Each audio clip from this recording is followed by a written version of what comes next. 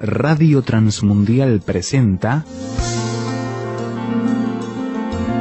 Los Grandes Temas. Un tiempo donde el pastor Salvador de Lutri nos lleva a pensar en la problemática más profunda del ser humano.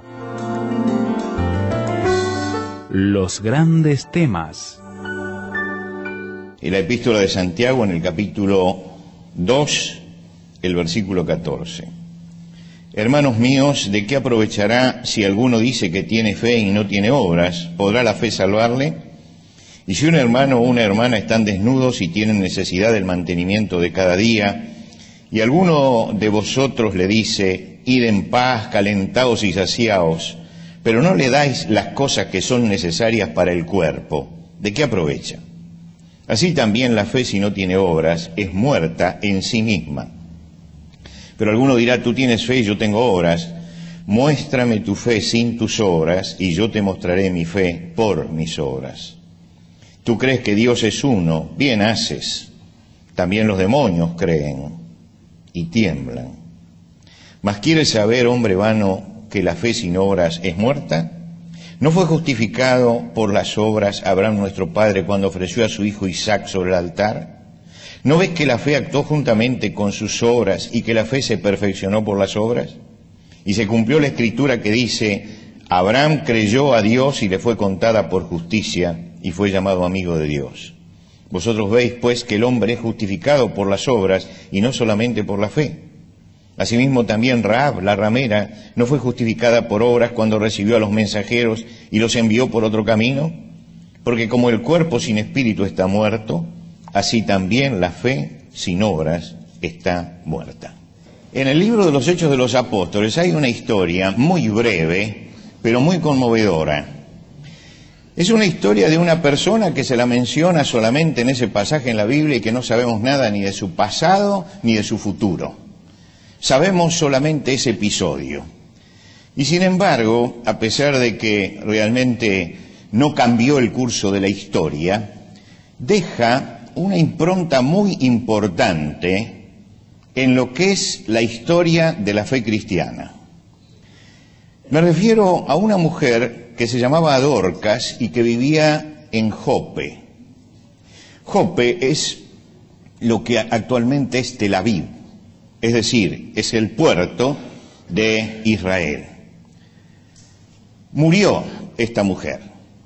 Y según el rito judío, tomaron el cuerpo y lo lavaron. Ahora, ella era una discípula de Jesús. Es la única mujer a la que se le pone en toda la Biblia el término de discípulo. Se señala específicamente que era una discípula de Jesús. Dorcas murió y entonces lavaron el cuerpo de acuerdo al rito judío y tenían que ungirlo. Pero ellos seguían el sistema judío con los muertos.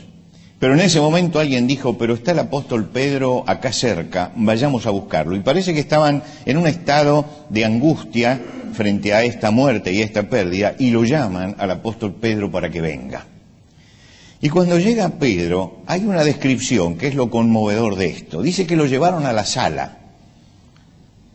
Y cuando llegó a la sala, lo rodearon todas las viudas de aquel lugar. La viuda no tenía ningún apoyo social en aquel momento. Era una mujer totalmente desamparada en esa sociedad. Dice, lo rodearon todas las viudas llorando y mostrando las túnicas y los vestidos que Dorcas hacía cuando estaba con ellos. Esto es todo lo que sabemos de esta mujer. Pero uno puede sacar muchas conclusiones, porque Dorcas era, como dijimos el domingo pasado, un vaso de barro. Era un ser humano como nosotros, una mujer como todas, en un ambiente distinto al de hoy, que era muy hostil a la mujer. No cambió el curso de la historia, Dorcas, pero el Señor había resplandecido en su vida. Y se transformó ese resplandor en una prueba visible. ¿Qué era lo que mostraban aquellas viudas?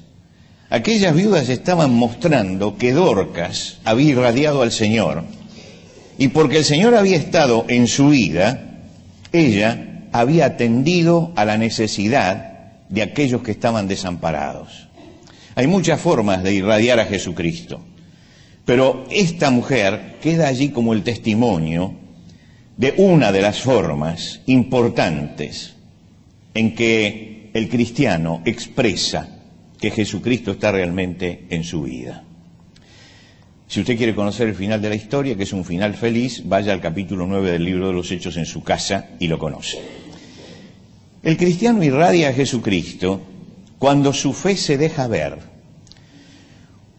cuando la fe deja de ser una forma determinada de creer para transformarse en una forma activa de vivir y de obrar. Para entender esto, hay que analizar algunas cosas que dice la Biblia acerca de la fe. Y yo quisiera que pudiéramos salir de aquí clarificando este tema, teniendo claro lo que queremos decir acerca de la fe.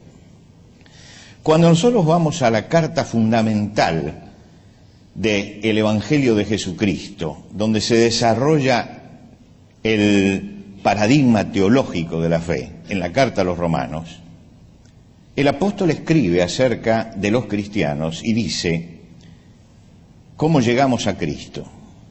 Dice, por cuanto todos pecaron y están destituidos de la gloria de Dios. Es decir, nos coloca a todos, y se coloca él mismo, debajo de una línea que dice, de aquí para abajo todos pecadores. No interesa si mucho, si poco, es decir, después nosotros hacemos las divisiones, pero dice, por cuanto todos pecaron. Para esto ha discutido largamente el tema y ha mostrado que es pecador tanto el pagano que se lanza a la lascivia sin freno, como el religioso que va todos los domingos al culto de su fe. Dice, son todos pecadores.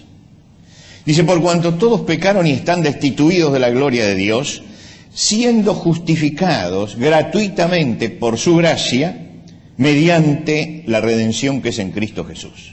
Es decir, que Dios en su gracia nos perdona en Cristo Jesús, nos justifica en Cristo Jesús. El pecador perdido se acerca a Jesucristo y establece el puente con Dios a través de Cristo. El sacrificio de Cristo hace posible que el precio del pecado nuestro haya sido pagado, lo pagó Cristo, y entonces entramos a estar en comunión con Dios. Ahora, ¿y cuál es el medio? ¿Cómo somos justificados delante de Dios? Y entonces vamos más adelante en la carta a los Romanos y Pablo dice, justificados pues por la fe, tenemos paz para con Dios por medio de nuestro Señor Jesucristo. Quiere decir que el elemento de fe es fundamental para que una persona llegue a tener la salvación en Cristo Jesús. Para que la gracia me alcance a mí, esa gracia que Dios abrió en la cruz de Jesús, para que esa gracia me alcance a mí, para que esa gracia alcance a cada uno de nosotros, tenemos que poner nuestra fe en Cristo Jesús. Quiere decir que la fe es el elemento fundamental. Somos declarados justos delante de Dios y somos salvos por medio de la fe. Y no uso la palabra declarados gratuitamente, somos declarados porque justos no somos. Simplemente Cristo hace posible que establezcamos esta relación con Dios porque paga el precio de nuestro pecado en la cruz del Calvario. Si usted quiere el asunto todavía más clarificado, vayamos a la princesa de las epístolas, la epístola a los Efesios. En la epístola a los Efesios dice, porque por gracia sois salvos, por medio de la fe. Y esto no de vosotros, pues es un don de Dios, no por obras, para que nadie se gloríe. Es decir, nadie se va a salvar a sí mismo. Si no lo salva Jesucristo, no lo salva a nadie. Quiere decir que la gracia de Dios, en la gracia de Dios, Dios nos justifica gratuitamente por su gracia, somos justificados por medio de la fe y no nos salvamos por nuestras propias obras. Esto queda claro. Hasta aquí todos estamos de acuerdo. Hasta aquí todos estamos de acuerdo. Es lo que dice el Evangelio. ¿No es cierto? Es lo que enseña la palabra de Dios. Pero hay un detalle fundamental sobre el cual quiero girar, detalle fundamental, que creo que es el que trae problemas en la vida de muchos cristianos. Y es que muchos creen que cuando llegan acá, esto es el punto de llegada. El punto de llegada de la vida cristiana. Y no es el punto de llegada, es el punto de partida de la vida cristiana. Esto es muy importante tenerlo en cuenta. Cuando yo soy salvo por Jesucristo, llegué al punto de partida y luego empieza la vida cristiana. Hay otro que dice, ya llegué a Cristo, punto. Y se quedó allí. No, ese no es la llegada, es el punto de partida. Allí comienza la vida cristiana. Allí comenzamos a vivir como cristianos. Si nosotros nos confundimos y creemos que lo que es el punto de partida es el punto de llegada, no vamos a correr nunca la carrera que Dios tiene propuesta para nosotros. Quiere decir que cuando hablamos de la justificación por la fe, no por obras, Dios nos coloca en una condición de cristianos salvos por la sangre de Jesucristo, porque nos limpia de todo pecado, pero una vez que estamos allí, parados allí, ahora hay que empezar a caminar para adelante. Quiere decir que estamos en el punto de partida. Si no entendemos bien esto, de que allí comienza a desarrollarse nuestra vida espiritual, seguramente no vamos a poder nunca irradiar a Jesucristo. Cuando Jesús llamó a los suyos, indudablemente estaba apelando a su fe. Apelaba a la fe de ellos, pero el llamado de Jesucristo a Leví, a Pedro, a Andrés, a Juan, a Jacobo, tenía una palabra clave, que era la palabra sígueme. Como diciendo, en este momento vas a poner mi fe en lo que yo digo, pero empieza un camino y hay que seguir ese camino. Y si no siguen ese camino, nunca van a poder gozar de los beneficios de la vida en Cristo Jesús. Quiere decir que ellos dejaron todo lo que tenían. En el caso de los pescadores dejaron las redes, en el caso de Mateo dejó el banco de los públicos tributos o el negocio familiar como lo dejó Juan y Jacobo. Dejaron eso porque ahora había que seguir a Jesús y empezaron a transitar un nuevo camino. Y esto es algo que resalta en el libro de los Hechos de los Apóstoles. Cuando Saulo pide carta para perseguir a los cristianos, le pide al Sanedrín, al máximo tribunal judío, que le dé una carta de presentación para presentarse en la ciudad de Damasco donde no lo conocen y para ser bien recibido y que le permitan perseguir a los cristianos. Él dice que pidió carta para las sinagogas de Damasco a fin de que si hallase algunos hombres o mujeres de este camino, él no dice para que se hallase algunos hombres o mujeres de esta fe o de esta creencia, sino de este camino. Porque ya los que estaban afuera veían que la fe cristiana era un camino, era gente que andaba, caminaba y progresaba en un sentido totalmente distinto al de ellos. Están caminando. Están destacando en este pedido que la fe de los cristianos no era una forma diferente de creer, sino que era una forma diferente de vivir. Era un camino que ellos habían adoptado, que era una fe que afectaba profundamente sus vidas y que le daba un nuevo rumbo definitivo. Entonces lo llamaban el camino, el camino. Más adelante, cuando está predicando Apolos, que es un joven que comienza a predicar, nos cuenta el libro de los Hechos en el capítulo 18, dice, este había sido instruido en el camino del Señor. Fíjense ustedes el detalle, no dice en la fe de Jesucristo, sino en el camino. Le habían enseñado no a creer como cristiano, sino a vivir como cristiano. Quiere decir que la fe, que es la base fundamental, lo hemos leído al principio, se transformaba en un obrar y en un andar. Empezaban a andar como cristianos. Entonces, cuando instruían a los primeros cristianos, no los instruían solamente en los detalles teológicos y en los silogismos teológicos de la fe, sino que les enseñaban que quien tiene a Cristo tiene que vivir en una forma diferente y tiene que manejarse en una forma diferente y tiene que seguir un camino diferente. Entonces, estos eran los que andaban en el camino, no se quedaban en la teoría, lo metían esto en la práctica. Cuando Pablo se va a defender ante el tribunal de Félix, que lo está acusando, dice Pablo en su discurso de defensa: por eso te confieso que según el camino que ellos llaman herejía, yo sirvo al Dios de mis padres, creyendo todo lo que está escrito en la ley y en los profetas. Está diciendo, ustedes a este camino lo llaman herejía. Fíjense que no dice a esta creencia, a esta fe, a esta doctrina, sino que realmente ellos estaban comprometidos con Cristo y vivían la fe cristiana. Pablo no habla solamente de lo que él cree. Él dice, yo creo todo lo que manda la ley y los profetas, pero estoy en un camino, es decir, lo que yo leo lo estoy poniendo en la práctica.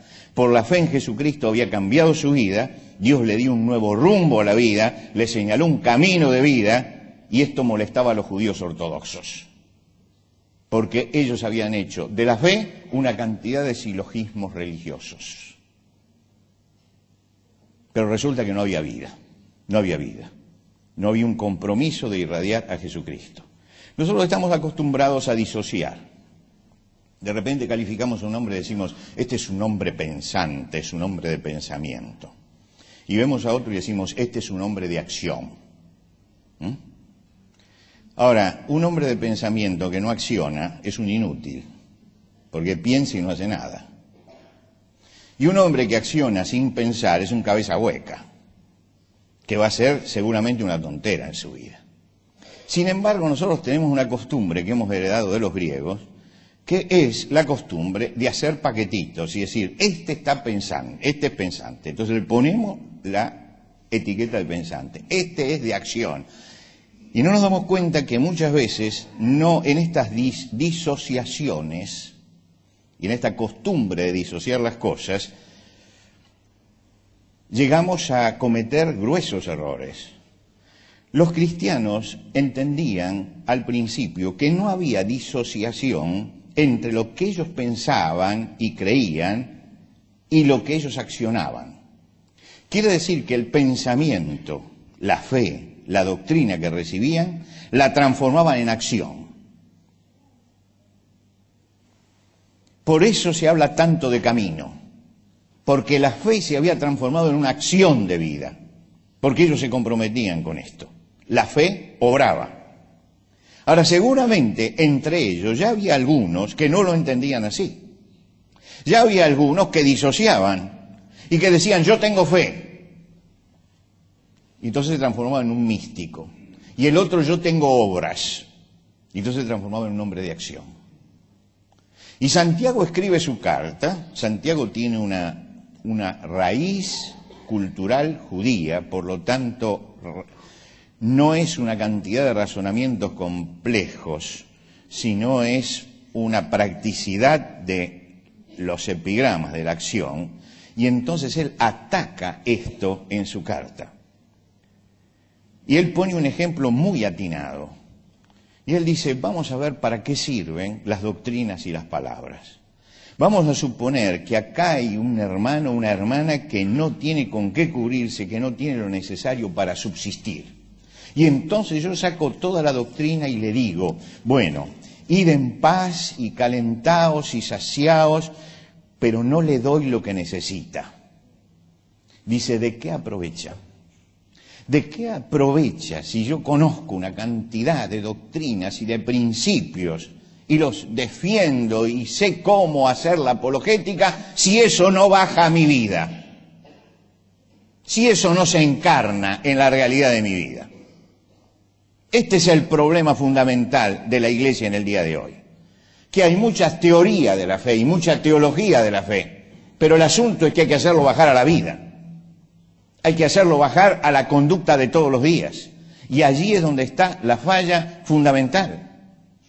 Y entonces él saca de esto, de que no se le puede dar al que está hambriento palabras ni doctrinas, sino que hay que darle ropa y comida, él saca una conclusión. Y la conclusión es, así también la fe, si no tiene obras, está muerta en sí misma. Está muerta en sí misma. La fe sin acción es una fe que está muerta, se queda en las palabras, es una declamación, está muerta. Lo que está muerto dejó de ser, y lo que dejó de ser no existe. Y esto es lo que está queriendo decir Santiago. Una fe que no acciona y no se transforma en obras es una fe que está muerta. Es una fe que no tiene entidad. Y al no tener entidad no existe como fe. Está muerta en sí misma. Está muerta. Dejó de ser. Entonces, ¿qué nos quedó? Nos quedó la palabra hueca, la declamación hueca. Porque eso no bajó a la vida.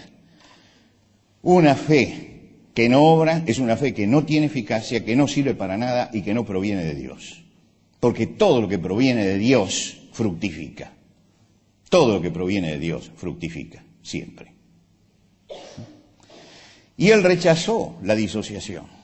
¿Y cómo rechaza Santiago la disociación? Dice, muéstrame tu fe sin tus obras. A ver, no haces nada y dice que tiene fe. ¿Cómo la veo yo? Y yo te mostraré mi fe por mis obras. Es decir, la fe se ve afuera. Y me justifica delante de los hombres como cristiano, cuando se manifiesta en obras, en lo que nosotros realmente hacemos. La fe que no obra no se ve porque está muerta, porque no existe. La fe verdadera es la que muestra a Jesucristo, es la que expresa e irradia a Jesucristo. Y él pone al final un ejemplo extremo. Dice, algunos se conforman con lo que creen. Dice, ¿qué es lo que creen? Que Dios es uno. Bueno, los demonios también creen lo mismo. Yo hacía en estos días, tuve que viajar en el buquebús y son 3 horas de viaje, así que eso da tiempo para reflexionar y para anotar, y buscaba cuáles son todas las doctrinas que cree Satanás. Y yo le digo que Satanás cree todas las doctrinas de la Biblia mucho mejor que todos nosotros. Cree en la justificación por la fe, si no, no atacaría. Cree en la salvación eterna del cristiano. Cree en todas esas doctrinas. Y Santiago está diciendo, mire que el demonio también cree, pero tiembla, porque la fe no produce nada en él. La fe tiene que accionar. Y nos muestra entonces la tontería de hacer una disociación entre fe y obras. Santiago usa una palabra muy fuerte aquí. Él dice, ¿más quieres saber, hombre vano? Claro, nosotros si hablamos con una persona y le decimos, usted es un hombre vano, esa persona no va a sentir absolutamente nada porque esa palabra está un poco en desuso. Pero él usa la palabra vano y por eso el traductor pone la palabra vano. Pero en aquel momento tenía una fuerza tremenda porque significaba hombre hueco, hombre hueco. Es un hombre vano, significa un hombre hueco, un hombre vacío, un hombre sin contenido, sin preparación, un cabeza hueca, o como traducen algunos, un tonto. Alguien que tiene la evidencia delante de los ojos y no la ve. Y entonces él dice, mas, ¿quieres saber, hombre vano, que la fe sin obras es muerta? Y le trae 2 ejemplos nada más. Se podrían poner cientos, y si usted va al capítulo 11 de la carta a los Hebreos, va a tener otra cantidad de ejemplos, mucho más grande que la que hay acá. Pero él pone 2 ejemplos. Dice, tomemos el caso de Abraham. ¿Abraham fue justificado por la fe o por las obras también? Y entonces dice que la fe de Abraham se manifestó en obras. Él puso su fe en Dios, por supuesto, por eso dejó el lugar en que estaba y todo, pero cuando llegó el momento que Dios le dijo, entrégame a tu hijo, él entregó a su hijo. Rahab, aquella mujer que aparece en el libro de Josué, era muy famosa entre los judíos en ese momento, por eso la trae Santiago, porque corrían incluso leyendas sobre Rahab, no solamente lo que dice el libro de Josué. Las obras dieron testimonio de su fe. ¿Por qué? Porque llegaron los espías y ella los salvó, los cuidó, los protegió, desvió a los perseguidores. Todo esto mostró realmente que la fe que tenía en ese Dios del que hablaban ellos había hecho algo en su propia vida. Y entonces concluye Santiago taxativamente diciendo, porque como el cuerpo sin espíritu está muerto, así la fe sin obras está muerta. Está muerta. Así como el cuerpo sin espíritu, y acá utiliza la palabra espíritu para hablar de toda la parte inmaterial del hombre. Ese ser que cuando se muere queda deshabitado. Dice, cuando llegamos al cuerpo del hombre sin espíritu, está muerto, está deshabitado. Así la fe sin obras es un cadáver. Es un cadáver. Está muerta. Si no se expresa, esa fe está muerta. Y está diciéndonos que la disociación produce muerte. Porque en el cristiano la fe tiene que manifestarse en obras, y la fe y las obras tienen que ir juntas. Y cuando esto sucede, cuando se unen estas dos cosas, es cuando comenzamos a irradiar a Jesucristo, cuando mostramos realmente a Jesucristo. La presencia del Señor no puede pasar desapercibida, y no puede pasar desapercibida en la vida de todos nosotros, de todos los cristianos.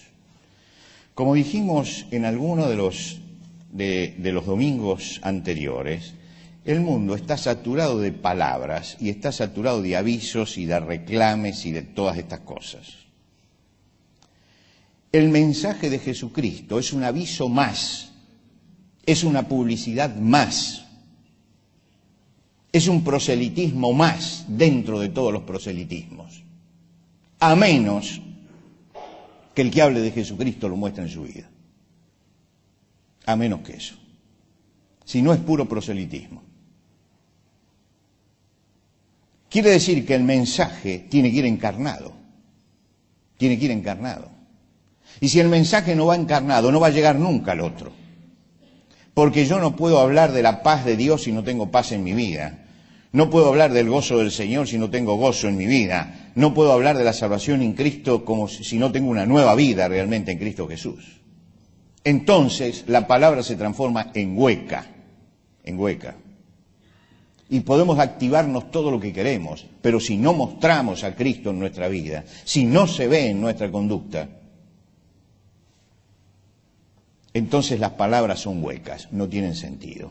Que usted predique a Jesucristo, predique a Buda, predique a Confucio, o predique lo que predique, es exactamente lo mismo. Si no está mostrando en su vida que realmente Cristo ha hecho algo. El testimonio viviente de la persona que actúa como cristiano, porque cree y tiene su fe puesta en Jesucristo. Cuando empezaron a salir todos los cristianos a la luz, después de la resurrección y de la ascensión de Jesús y de la llegada del Espíritu Santo, se empezaron a inquietar las autoridades judías con esta gente, no solamente por lo que predicaba, sino también por lo que vivía. Y los tenían dentro del templo en Jerusalén.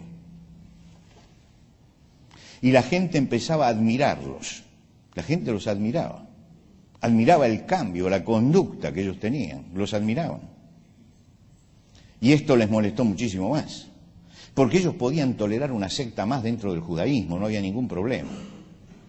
Pero no podían tolerar estas vidas realmente cambiadas. Y entonces dijeron, hay que cortar la cabeza. ¿Quiénes son los que más se destacan entre ellos? Y alguien dijo, Pedro y Juan. Pedro es el que siempre está hablando y Juan es el que lo apoya. Entonces dijeron, tráiganlos a Pedro y a Juan. Estos dos llegaron ante el concilio.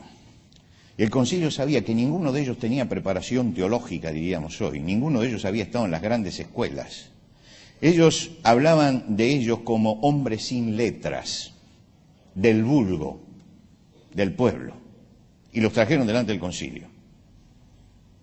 Y los acusaron, y ahí empezaron a hablar. Y hablaron Pedro y habló Juan, y dice, entonces viendo el denuedo de Pedro y de Juan, y sabiendo que eran hombres sin letras y del vulgo, se maravillaban y les reconocían que habían estado con Jesús. Ahora la palabra viendo es contemplando, analizando. Si los tuvieron allí delante, ¿a quién tenían? A dos pescadores. Pero esos dos pescadores, cuando uno analizaba lo que ellos decían, la vida que llevaban, el impacto que tenían en la gente, tenían que reconocer que siendo hombres sin letras y del vulgo, no habiendo ido a ninguna escuela de estas, habían estado con Jesús. Porque estar con Jesús es el mejor seminario que uno tiene en su vida. Habían estado con Jesús. Y reconocían esto, vieron la presencia de Jesús en ellos. Vieron el efecto de Jesucristo en sus vidas. No pudieron negar que Jesucristo había hecho algo en las vidas de ellos. Estaban viendo la huella de Cristo en la vida de ellos. Ellos pudieron revelar esto. Más adelante nosotros nos vamos a encontrar con Esteban. Esteban era un hombre que hacía prodigios y milagros en el pueblo y los enemigos no podían resistir la sabiduría con que este hombre hablaba. Y lo llevaron ante el concilio, pero ya el asunto allí se había puesto más espeso. Ya estaban irritados, el tribunal judío ya estaba irritado. Y lo traen a Esteban y lo presentan ahí. Y Esteban se para defenderse y hace una breve historia del judaísmo, desde el principio hasta donde puede llegar, y hace una interpretación histórica. Una interpretación histórica de eso. Lo que nosotros llamaríamos hoy filosofía de la historia. Fue la primera manifestación de una filosofía de la historia hecha por el cristianismo. Hace una visión así histórica, en tal forma y con tal fuerza que se irritan,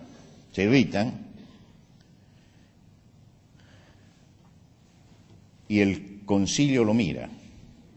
Dice, entonces todos los que estaban sentados en el concilio, al fijar los ojos en él, vieron su rostro como el rostro de un ángel. Tenía una paz tremenda, a pesar de que iba a enfrentar al tribunal que había matado a Jesús. Y una paz tremenda. ¿Cómo es el rostro de un ángel? Nadie lo sabe. Nadie lo sabe. Ellos, dice, vieron el rostro como el rostro de un ángel, porque seguramente se imaginaban que un ángel debía derramar paz, que debía traer la luz de Dios en la vida. Y esto es lo que vieron en él. Es decir, había algo en la vida que se veía. Había algo que mostraban. La gloria del Señor se transparentaba en ellos. Pasaba por encima del envase. Mostraba la presencia dentro del vaso de barro, la presencia brillante de Dios. Eran vidas transparentes, sin grumos, sin fisuras, sin zonas oscuras y opacas. Mostraban a Jesucristo. Era un cristianismo no declamado, sino vivido. Y esto es lo que está afectando la vida de miles y miles y millones de cristianos en el día de hoy. Un evangelio declamado, pero no vivido, no encarnado. Y si la fe no se encarna, está muerta en sí misma. Por eso Jesús, hablando de los suyos, dijo, por sus frutos los conoceréis. Si tienen una verdadera fe, esa fe se va a mostrar en la vida. Si no, es pura declamación. Miren que van a venir muchos y van a decir, Señor, Señor.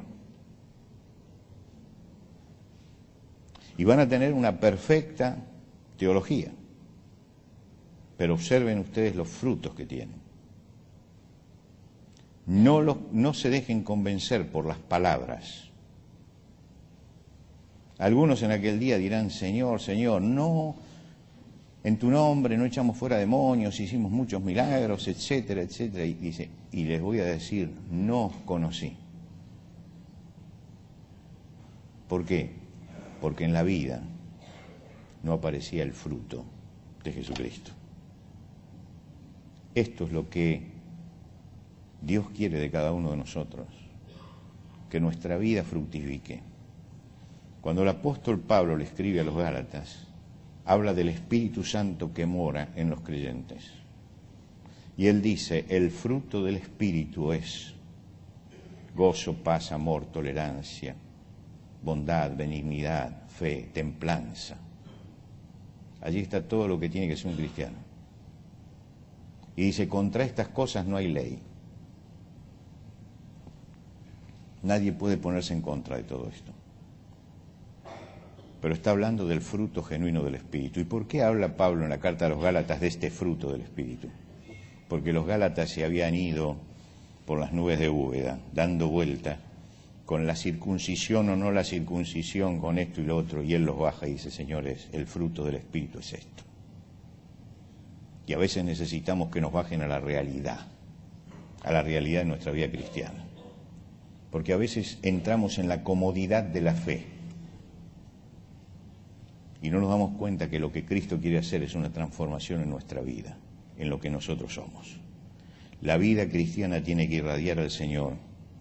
La fe tiene que encarnarse en la vida. Ser cristiano es mostrar a Cristo. Y como es el último día, no le hago la pregunta. La dejo pendiente la pregunta. Hago simplemente la afirmación. Cada uno ya habrá pensado en la pregunta. La vida cristiana tiene que irradiar a Cristo. La fe tiene que encarnarse en la vida. Ser cristiano es mostrar a Cristo. Hágase usted después la pregunta.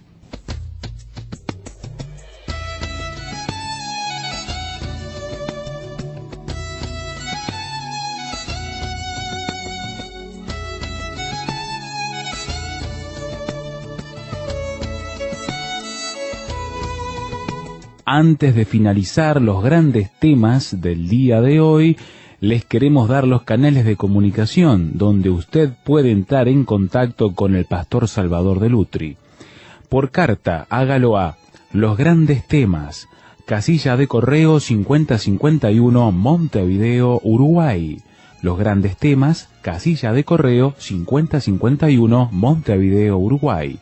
Y el correo electrónico losgrandestemas@transmundial.org. losgrandestemas@transmundial.org. Nos encantaría escuchar de usted, saber cuáles son sus comentarios, preguntas, reacciones e inquietudes sobre el tema de hoy. Por ahora nos despedimos hasta otro espacio de Los Grandes Temas, una producción de Radio Transmundial.